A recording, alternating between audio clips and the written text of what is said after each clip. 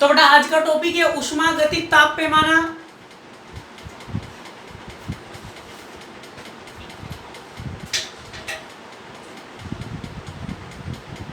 तो बेटाओ ध्यान सुनना,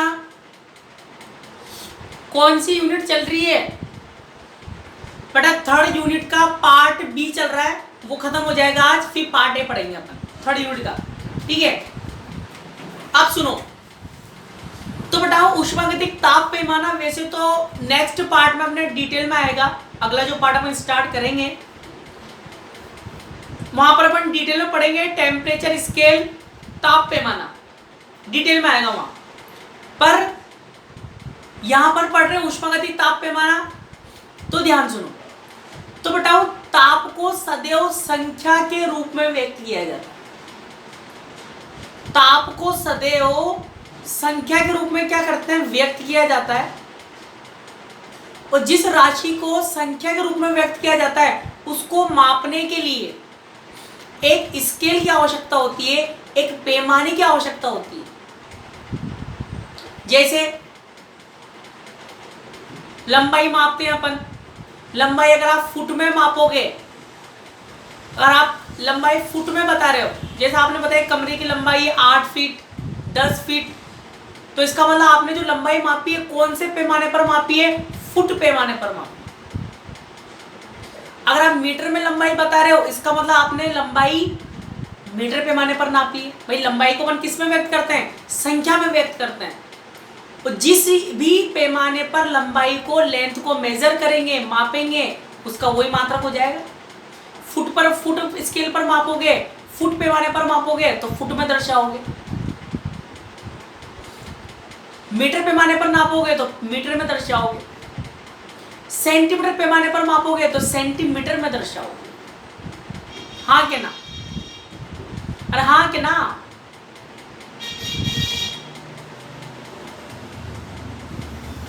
वेरी गुड। अब बताओ ऐसे ही ताप को मैं आपसे पूछूं, बताओ कमरे का ताप, मैं आपसे पूछूं बताओ कमरे का ताप, आपको कैसा 27, अभी तो क्या 27 नहीं है, ठीक है? तो आप बताओगे सर कमरे का ताप होता है 27 डिग्री सेंटीग्रेड। तो बड़ा टेम्परेचर को भी अपन क्या करते हैं? संख्या के रूप में व्यक्त करते हैं। और टेम्परेचर के भी अलग अलग पैमाने होते हैं, जैसे डिग्री सेंटीग्रेड पैमाना। तापमान को अगर सेंटीग्रेड पैमाने पर मापोगे तो सेंटीग्रेड में दर्शाओगे।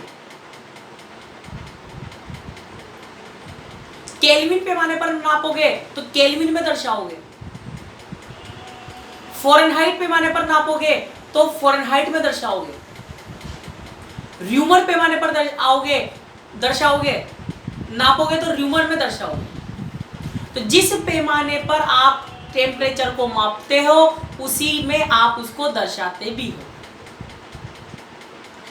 पर बेटाओं ये जो पैमाने होते हैं, सेंटीग्रेड ताप पैमाना, र्यूमर ताप पैमाना, फ़ारेनहाइट ताप पैमाना, ये सब पदार्थ की प्रकृति पर निर्भर करते हैं। पदार्थ की प्रकृति पर निर्भर करते हैं। आपने थर्मामीटर देखा हो डॉक्टर के पास, तुम्हारे घरों में भी होगा। डॉक्टर क्या करता है? इसको लगाएगा जुबान के नीचे, यहाँ लगाएगा, तो उसमें क्या भरा होता है? उसमें क्या भरा होता है बताओ? क्या भरा होता है थर्मामीटर में?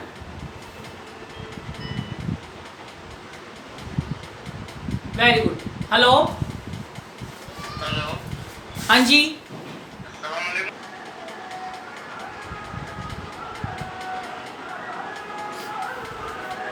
चले। तो बताओ उसमें क्या भरा होता है? पारा। तो बताओ जैसे अपन ये भी जानते हैं कि ऊष्मा पर अगर पदार्थ फैलता है, पदार्थ में क्या होता है? प्रसार होता है। पदार्थ में क्या होता है? प्रसार होता है। वैसे ही बेटा जो तापमापी होता है उसमें पारा भरा होता है। अभी इसकी बात नहीं कर रहा हूँ, ताप पैमाने की बात कर रहा हूँ। तो उसमें पारा भरा होता है, उस पारे का प्रसार होता है, पारा ऊपर चढ़ता है। जैसे पारा ऊपर चढ़ेगा मतलब तापमान में वृद्धि हो रही है, और पारा नीचे घटेगा तो तापमान में क्या हो रही है? कमी हो रही है। ऐसे ही होता है। तो बेटा वहां पर पदार्थ की प्रकृति पर निर्भर कर रहा है। कैसे? पदार्थ की कौन सी प्रकृति पर निर्भर कर रहा है ताप? बताओ पदार्थ की कौन सी प्रकृति पर निर्भर कर रहा है ताप? जल्दी बताओ। पारा जो तापमापी होता है उसमें पदार्थ की कौन सी प्रकृति पर, वेरी गुड, प्रसार पर, प्रसार पर निर्भर कर रहा है। जैसे जैसे ताप बढ़ेगा वैसे वैसे पारे का प्रसार होगा, पारा फैलेगा, पारे का प्रसार होगा तो पारा ऊपर चढ़ेगा, पारा ऊपर चढ़ेगा, तापमान में वृद्धि होगी। और जैसे जैसे ताप कम होएगा पारे में संकुचन आएगा, पारा नीचे गिरेगा। तो ये जो ताप पैमाने होते हैं बेटा ये पदार्थ की प्रकृति पर निर्भर करता है। पर यहां बात कर रहे हैं ऊष्मागतिक ताप पैमाने की। अब सुनो, ऊष्मागतिक ताप पैमाने क्या होता है बेटा? केल्विन नामक वैज्ञानिक ने कार्नो इंजन पर आधारित, केल्विन नामक वैज्ञानिक ने कार्नो इंजन पर आधारित एक ऐसे ताप पैमाने की कल्पना की, कार्नो इंजन पर आधारित एक ऐसे ताप पैमाने की कल्पना की जो पदार्थ की प्रकृति पर निर्भर नहीं करता है, जो पदार्थ की प्रकृति पर निर्भर नहीं करता है, अर्थात स्रोत और सिंक के ताप पर निर्भर करता है। पदार्थ की प्रकृति पर निर्भर न करके स्रोत और सिंक के ताप पर निर्भर करता है। क्या कहलाता है? ऊष्मागतिक ताप पैमाना। तो केल्विन ने एक ऐसे ताप पैमाने की कल्पना करी जो पदार्थ की प्रकृति पर निर्भर नहीं करता है, उसी को अपन क्या बोलते हैं? ऊष्मागतिक ताप पैमाना। थर्मोडायनामिक टेम्परेचर स्केल, तो बेटा केल्विन था, केल्विन ने कार्नोट इंजन पर क्या किया? एक टेम्परेचर स्केल को कंसीडर किया। उस टेम्परेचर स्केल को अपन क्या बोलते हैं? थर्मोडायनामिकल टेम्परेचर स्केल। वो टेम्परेचर स्केल मटेरियल की प्रॉपर्टी पे डिपेंड नहीं करता है, किस पर? इस सोर्स और सिंक के टेम्परेचर पर डिपेंड करता है। ठीक है, पहले इतना लिखेंगे फिर आगे चलेंगे। तो लिखो केल्विन नामक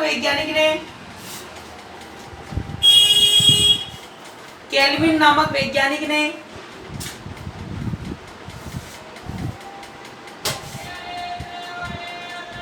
कार्नोट सिद्धांत पर आधारित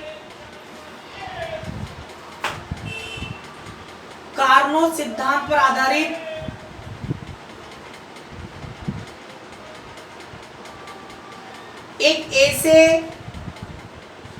ताप पैमाने की कल्पना की, कार्नोट सिद्धांत पर आधारित एक ऐसे ताप पैमाने की कल्पना की जो कार्यकारी पदार्थ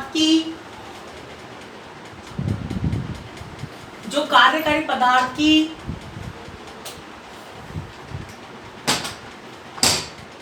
प्रकृति पर, कार्यकारी पदार्थ की प्रकृति पर निर्भर नहीं करता है।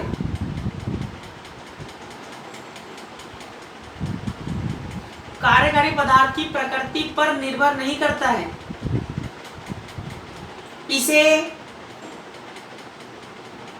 इसे ऊष्मागतिक ताप पैमाना कहते हैं। इसे ऊष्मागतिक ताप पैमाना कहते हैं।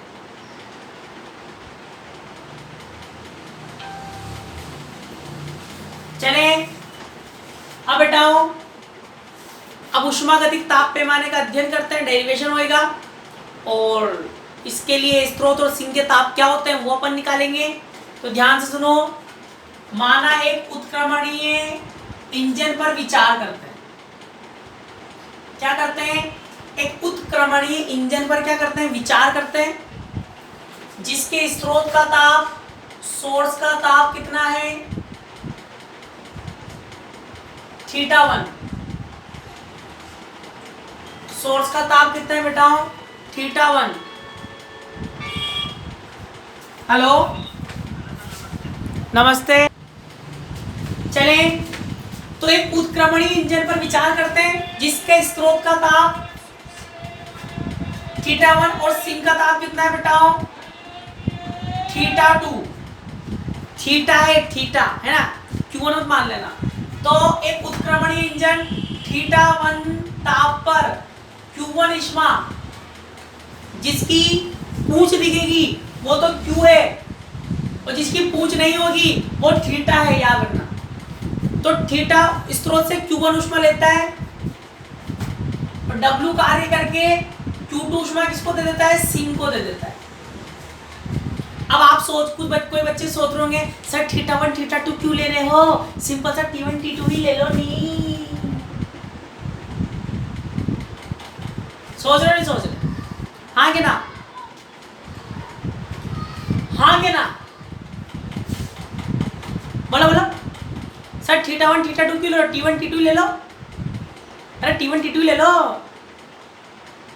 अरे वो प्यारे बच्चों ध्यान से सुनो बेटा, ये तो अपन को पता है, ये तो अपन को अब पता चला है, ये तो अपन को पहले से पता है कि T1 T2 जो होते हैं वो केल्विन में होते हैं। T1 T2 जो टेम्परेचर है वो केल्विन में है, केल्विन में। किसमें है? केल्विन में। तो वो तो अब पता चला है अपन को। तो पहले ये किसके रूप में हुआ करते थे? θ1 θ2 के रूप में हुआ करते थे। T1 T2 तो बाद में नाम दिया गया है, केल्विन को T1 T2 के रूप में लिखते हैं। जब भी कैपिटल T1 और कैपिटल T2 लिखते हैं ना, इसका मतलब वो केल्विन में होता है, ताप पैमाना केल्विन होता है वो। ठीक है, उससे ये तो T1 T2 में बाद में लिखा गया है, पहले θ1 θ2 में लिया था उसने। ठीक है, और पहले θ1 θ2 में लिया था, फिर इसको भी τ1 τ2 में बदला, फिर उसके बाद इसको क्या बनाया गया? इसको बनाया गया T1, इसको बनाया गया T2, इसको बोलते हैं केल्विन। ऐसे तो अगर बेटा अपन पहले से केल्विन में ले लेंगे T1 T2 मतलब केल्विन, पहले से केल्विन में ले लेंगे तो फिर केल्विन ताप पैमाना कैसे पढ़ेंगे? अरे बबलू, जो पहले से केल्विन में ले लेंगे तो केल्विन ताप पैमाना कैसे पढ़ेंगे? तो इसलिए किसके रूप में लेते हैं? θ1 θ2 के रूप में लेते हैं। समझते नहीं है? लिखो, हम एक उत्क्रमणीय इंजन पर विचार करते हैं। हम एक उत्क्रमणीय इंजन पर विचार करते हैं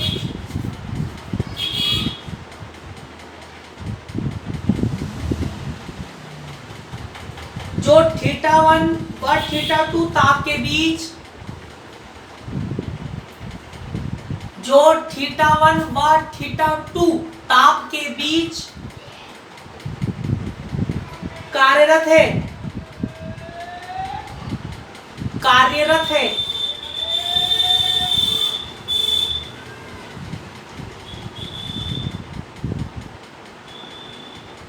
जो θ1 ताप पर Q1 ऊष्मा लेता है,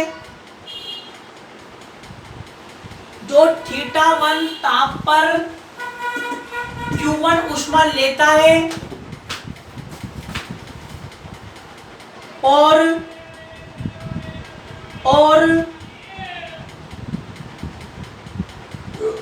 θ2 ताप पर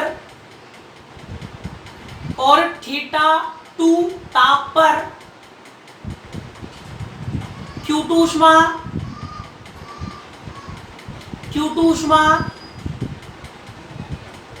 सिंक को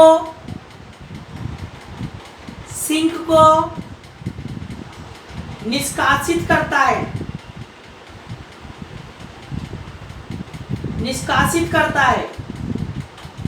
तब इसकी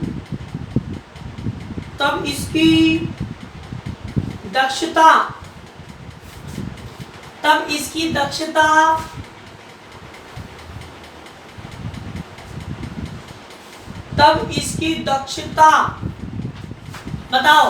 कार्नो इंजन की दक्षता एक बार रिपीट करूं, कहां से रिपीट करूं?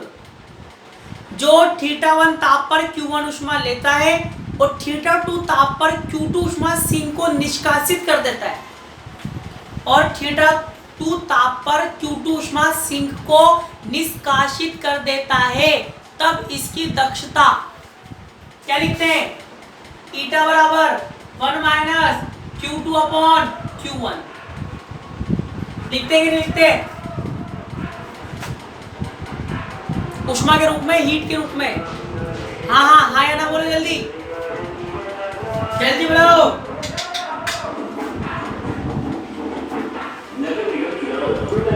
हाँ से जल्दी जल्दी बोले करो यार। इक्वेशन नंबर फर्स्ट, ठीक है। आगे क्या लिख सकते हैं? चूंकि उत्क्रमणीय इंजन की दक्षता स्रोत व सिंक के ताप पर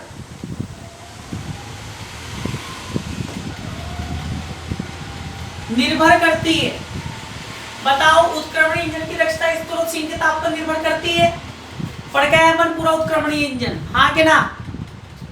अरे हाँ के ना?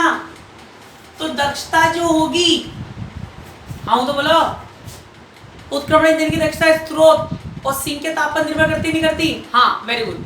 तो बताओ, ऐसा लिख सकता हूं क्या कि दक्षता फंक्शन ऑफ θ1 θ2, दक्षता जो होगी वो फंक्शन ऑफ θ1 θ2 होगी कि नहीं होगी? हाँ हाँ हाँ हाँ हाँ बोलते रहो, हाँ या ना बोलते रहो।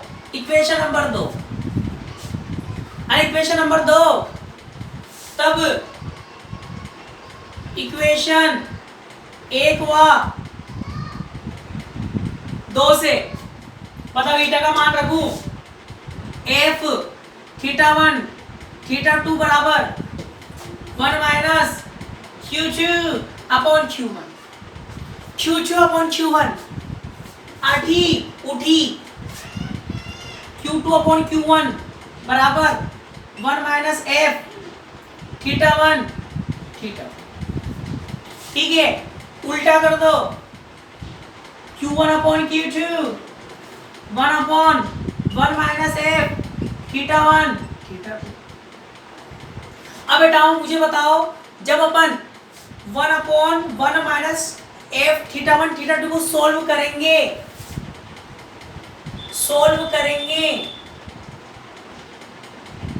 तो बताओ, इसको सोल्व करने पर जो पद बनेगा, जो फंक्शन बनेगा, वो भी किसका बनेगा? जल्दी बताओ। इसको सोल्व करने पर जो फंक्शन आएगा वो भी किसका आएगा? जल्दी बताओ। हाँ, जब अपन सोल्व करेंगे तो नया जो फंक्शन आएगा वो तो θ1 θ2 के रूप में आएगा। तो उसको क्या मान लेता हूँ? बड़ा F θ1 θ2। इक्वेशन नंबर 3, सब बच्चे यहां तक लिखो तुरंत प्रभाव से, सब बच्चे यहां तक लिखो तुरंत प्रभाव से। यहां तक लिख लिया? अब बताओ, माना इसी प्रकार θ1 था, Q1 ऊष्मा ले रहा था, ठीक है। θ2 Q2 ऊष्मा दे रहा था, ठीक है। इसी प्रकार कोई दूसरा इंजन है बेटा जो θ2 पर ऊष्मा ले रहा है, θ2 पर ऊष्मा ले रहा है, मतलब पहले इंजन का सिंक वो दूसरे वाले के लिए क्या बन जाएगा? स्रोत। मतलब कोई दूसरा इंजन है भाई, एक उत्क्रमणीय इंजन जिसका स्रोत का ताप θ1, सिंक का ताप θ2, दूसरा इंजन जिसका ताप इससे भी कम है, तो उसके लिए इसका सिंक क्या बन जाएगा? स्रोत बन जाएगा। और θ3 Q2 Q3, माना कोई दूसरा उत्क्रमणीय इंजन है जो θ1 और θ2 और θ3 के बीच कार्यरत है, तो उसके लिए इक्वेशन क्या बनेगी? बताओ, लेख में जाएगी यहां पर। चलो बड़े लिख लो, लिखो, माना इक्वेशन 3 के बाद लिखो माना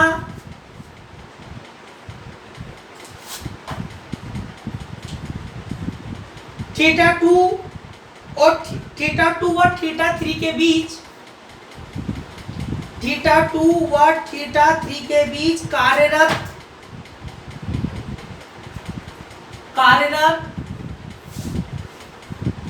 इंजन की दक्षता,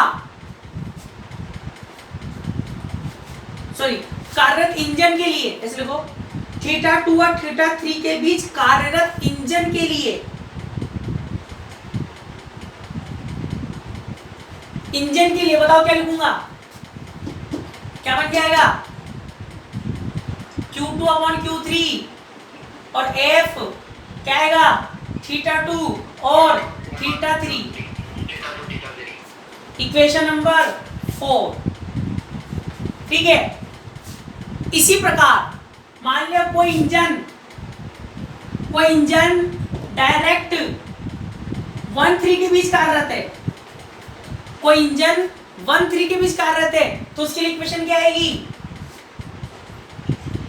Q1 upon Q3 F theta 1 theta 3, equation number 5। पहले 4 लिखो,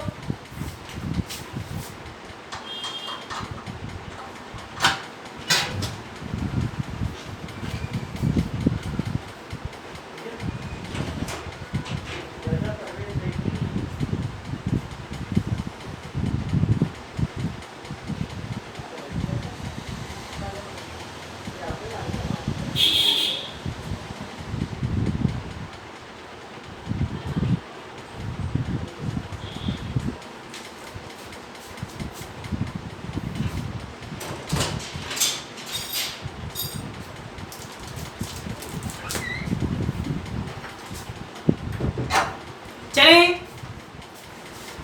लिख लिया 4 का मतलब लाइन लिखो बेटा,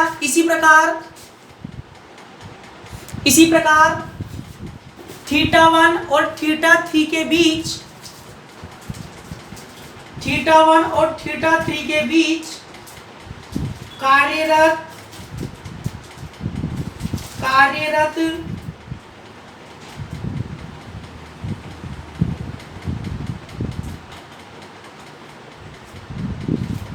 इंजन के लिए,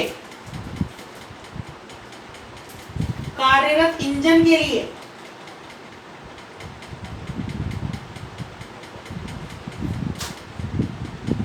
ये लिखो इक्वेशन 5।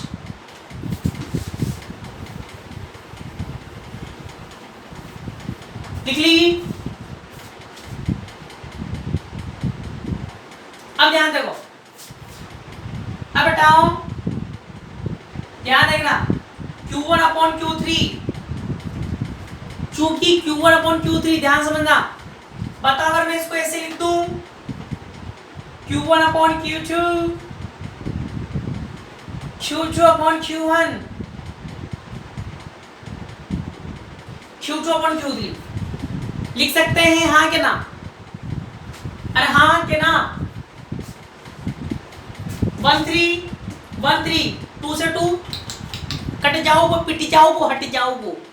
अब बताओ Q1 Q2 का मान रखूं, Q1 अपॉन Q3 ये रहा, F थीटा 1 थीटा 3। अब बताओ 1 2 का मान ये रहा, या तो लिख दो इक्वेशन 3 4 व 5 से, ठीक है। 1 3 का मान रख दिया, 1 2 का मान F theta 1 theta 2, F theta 2 theta 3, equation number 6 यही आएगी, यही आएगी।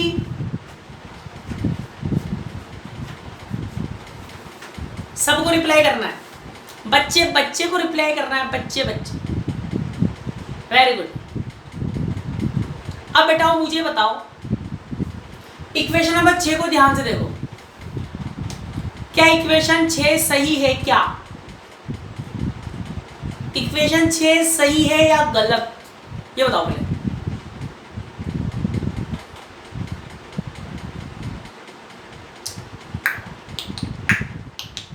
जल्दी बताओ। इक्वेशन 6,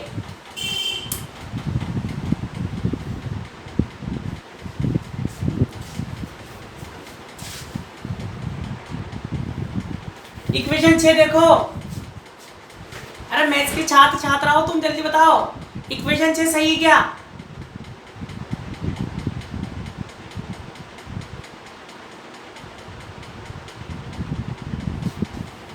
देखो इधर बेटाओ, इस समीकरण नंबर 6 का LHS लेफ्ट हैंड साइड θ1 θ2 का फलन है।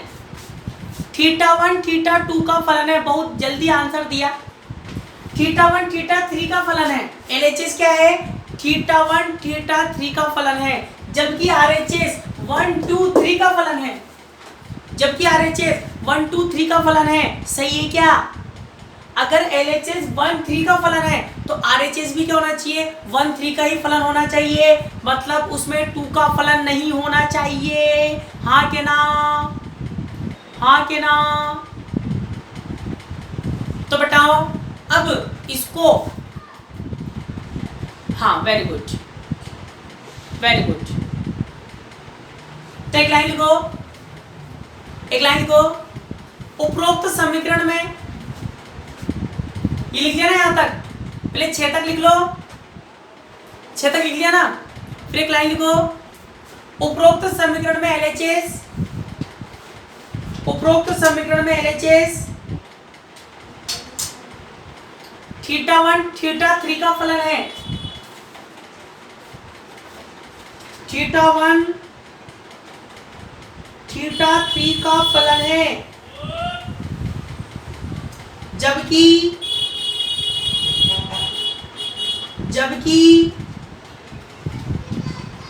RHS θ1 θ2 और θ3 का फलन है।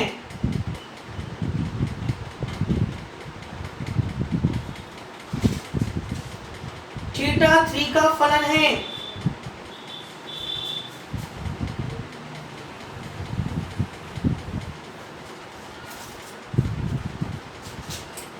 θ3 का फलन है।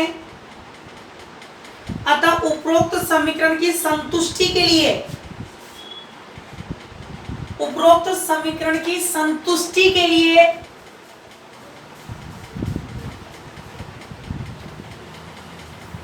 उपरोक्त समीकरण की संतुष्टि के लिए हम f का नया रूप, हम कैपिटल F का नया रूप निम्न प्रकार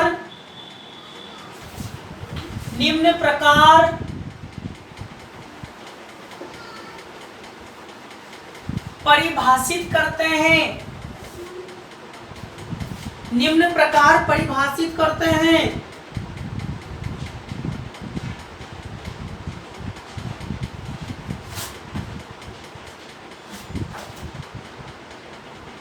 निम्न प्रकार क्या करते हैं? परिभाषित करते हैं। बताओ अब बेटाओ, इस समीकरण की संतुष्टि के लिए f का नया रूप परिभाषित करते हैं। बताओ कोई बता सकता है किस प्रकार हो सकता है? आप मैथ्स में खूब करते हो, उपरोक्त समीकरण की संतुष्टि के लिए माना हल, मानते हो ना हल मर्जी से। तो ऐसे यहां बताओ, बता सकता है कोई? बता सकता है कोई? f θ1 θ2 f θ2 θ3 f θ1 θ3। तो बेटा इसके लिए नया रूप परिभाषित करते हैं,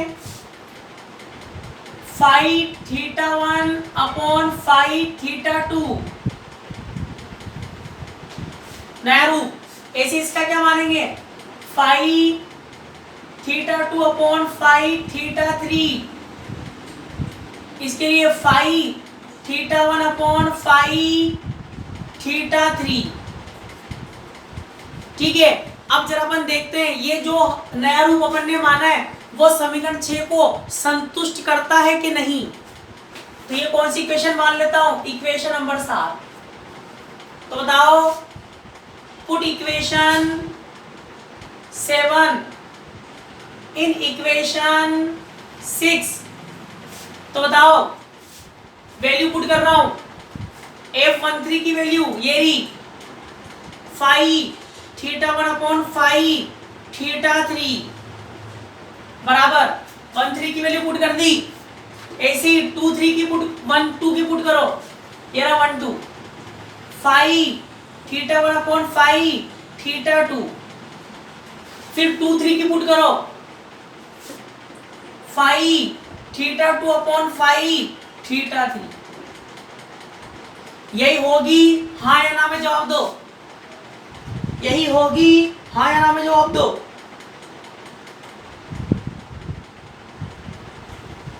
जल्दी जल्दी बोल लो, जल्दी जल्दी बोल लो, जल्दी जल्दी बोल लो। Very good.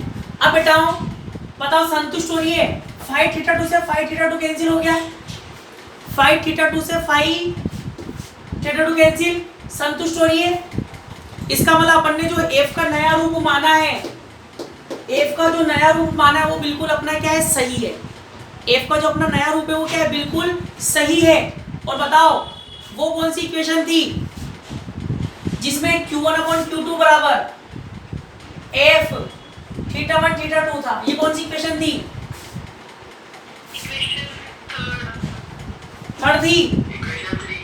Very good. अब बताओ, ये जो अपन ने नया f थीटा 1 थीटा 2 माना था, इसका अपन ने संतुष्टि से नया रूप प्राप्त कर लिया और उसको चेक भी कर लिया। तो अपन ने जो इसका नया रूप माना है, बताओ कौन सी थी, इक्वेशन नंबर 3। इक्वेशन 3 से बताओ q1/q2 को क्या लिख दूंगा, इसका मान कितना है अपने पास, 5 थीटा 1/5 थीटा 2 लिख सकते हैं, अरे लिख सकते हैं।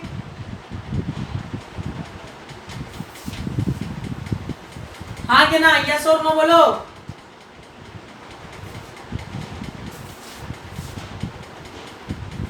चूंकि थीटा 1 बड़ा होता है किससे, थीटा 2 से। Very good. चूंकि थीटा 1 बड़ा है बेटा किससे, थीटा 2 से। ऐसे बताओ, Q1 बड़ा है किससे, Q2 से। थीटा 1 बड़ा है थीटा 2 से, Q1 बड़ा है Q2 से।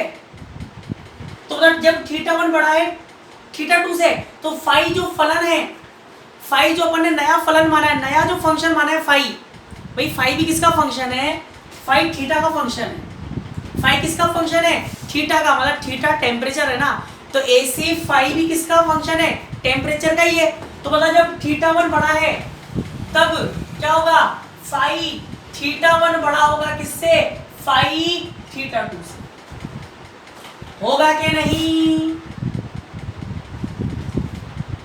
तो बेटा अगर आपको थीटा 1 नापना है तो आप क्या कर लो, फाइव थीटा 1 मापो।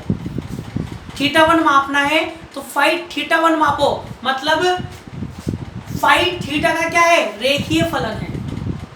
फाइव थीटा का क्या है, रेखीय फलन है। थीटा 1 मापने के लिए फाइव थीटा 1 मापो, फाइव थीटा 2 मापने के लिए फाइव थीटा 2 मापो। ठीक है, तो इतना लिखो, फिर आगे चलेंगे।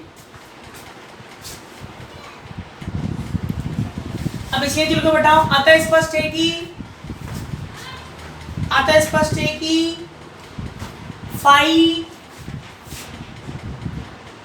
फाई थीटा का रेखीय फलन है।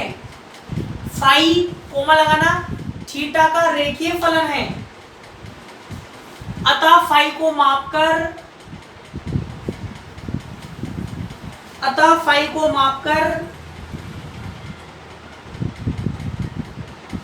ताप का मापन किया जा सकता है।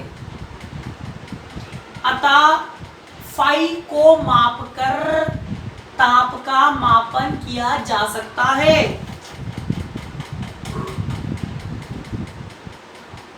अतः फाई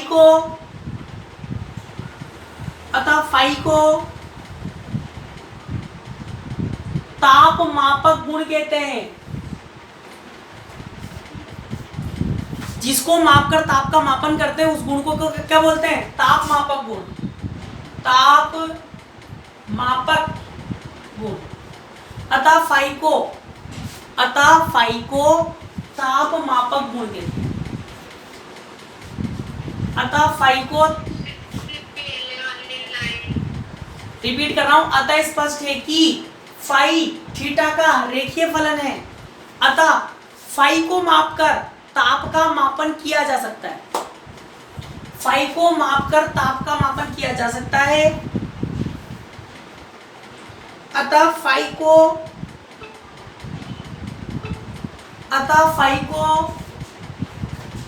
ताप मापक गुण कहते हैं। फाई को ताप मापक गुण कहते हैं और इसे टाउ से व्यक्त करते हैं। और इसे टाउ से व्यक्त करते हैं। मैंने बताया था ना, पहले थीटा से करा, फिर किससे करा? टाउ से व्यक्त करते हैं। और इस प्रकार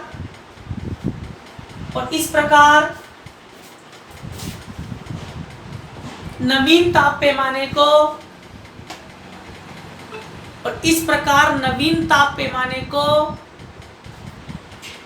ऊष्मागतिक, इस प्रकार नवीन ताप पैमाने को ऊष्मागतिक ताप पैमाना कहते हैं।